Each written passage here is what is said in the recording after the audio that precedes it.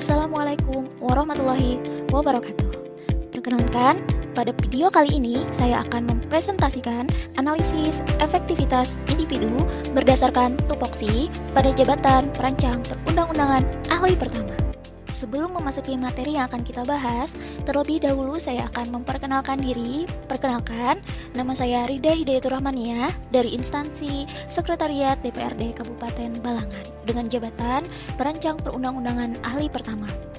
Adapun uraian tugas pokok dan fungsi jabatan perancang perundang-undangan ahli pertama diatur pada Peraturan Menteri Pendayagunaan Aparatur Negara dan Reformasi Birokrasi Nomor 65 Tahun 2021, yakni tentang jabatan fungsional perancang peraturan perundang-undangan. Pada Peraturan Menteri tersebut mengatur tentang uraian tugas perancang perundang-undangan ahli pertama yang diatur di dalam pasal 8, yakni sebanyak 28 uraian tugas. Pertama, mengumpulkan data dalam rangka menyiapkan konsep usul prakasa penyusunan peraturan perundang-undangan.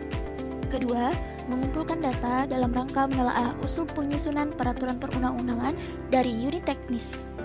Ketiga, mengumpulkan data dalam rangka penyusunan paling sedikit meliputi A. Program legislasi nasional, B. Program penyusunan rancangan peraturan pemerintah, C. Program penyusunan rancangan peraturan presiden, D. Program penyusunan rancangan peraturan menteri, E. Program penyusunan rancangan peraturan lembaga, F. Program legislasi daerah, G. Program pembentukan rancangan peraturan kepala daerah, atau H. Penetapan prioritas tahunan.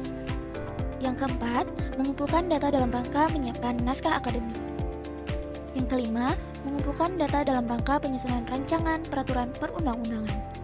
Keenam, merumuskan rancangan peraturan menteri atau yang sederajat, rancangan peraturan daerah, dan rancangan peraturan kepala daerah. Ketujuh, pengumpulan data dalam rangka pengharmonisasian, pembulatan, dan pemantapan konsepsi rancangan peraturan perundang-undangan. 8. Merumuskan konsep pengharmonisasian, pembulatan, dan pemantapan konsepsi rancangan peraturan menteri atau yang sederajat, rancangan peraturan daerah, dan rancangan peraturan kepala daerah yang materi muatannya bersifat teknis dan prosedural. 9. Mengumpulkan data yang akan dibahas dalam sidang Dewan Perwakilan Rakyat atau Dewan Perwakilan Rakyat Daerah. 10. Mengumpulkan data dalam rangka mengevaluasi rancangan peraturan daerah yang diminta pengesahan menteri yang membidangi urusan pemerintah dalam negeri atau gubernur.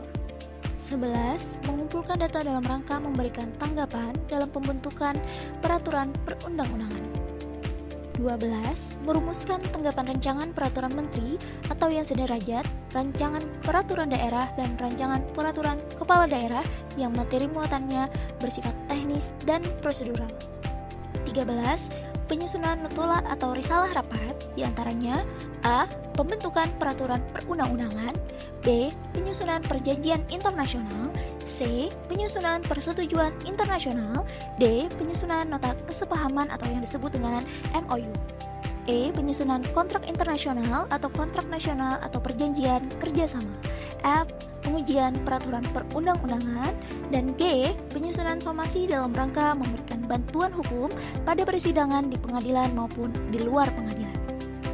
14. Mengumpulkan data dalam rangka pemberian kajian atau evaluasi peraturan perundang-undangan.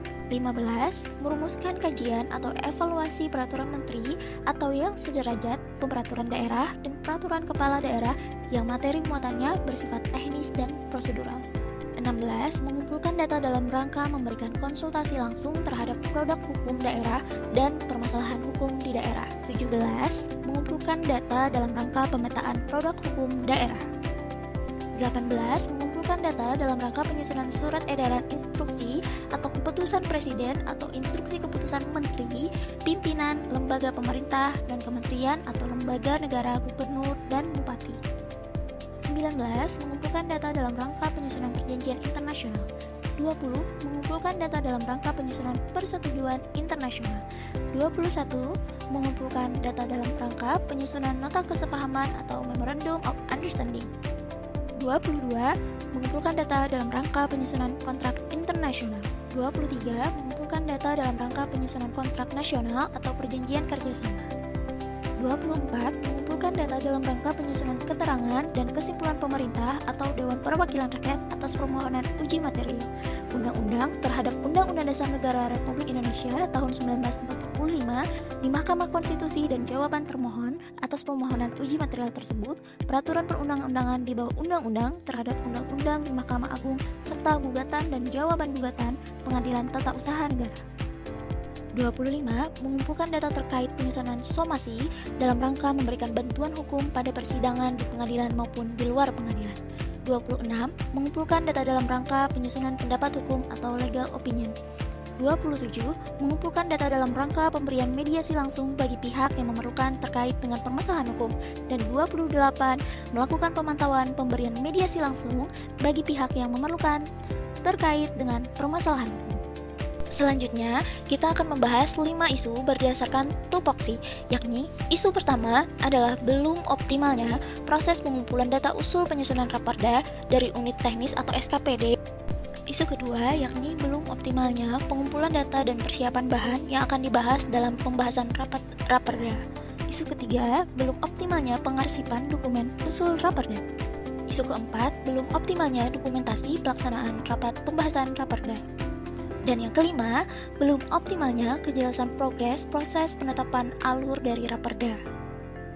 Berikutnya, kita akan membahas isu-isu tersebut melalui metode analisis isu yang digunakan untuk menilai kelayakan suatu isu dengan mempertimbangkan aspek APKL, yakni aktual, problematik, kekalayakan, dan kelayakan. Metode kali ini akan menggunakan sistem scoring dengan isu yang diambil merupakan isu dengan skor 3 tertinggi, yakni diantaranya pertama, belum optimalnya kejelasan progres alur penetapan raperda. Yang kedua, belum optimalnya proses pengumpulan data usul penyusunan raperda dari unit teknis atau SKPD.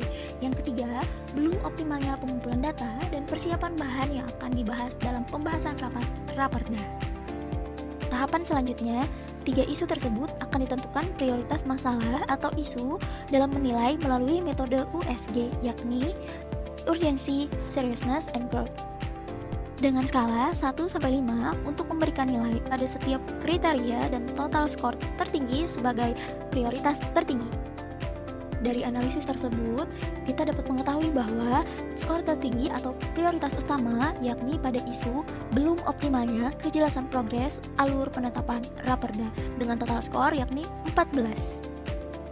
Isu prioritas utama yang telah terpilih selanjutnya akan kita analisis melalui metode Fishbone, yang mana isu tersebut yakni belum optimalnya kejelasan progres alur penetapan raperda. Pada metode Fishbone ini ditemukan masalah yakni pada adanya masalah inisiatif kerja yang belum terstruktur. Selanjutnya, metode belum tersedianya SOP atau alur progres penetapan raperda.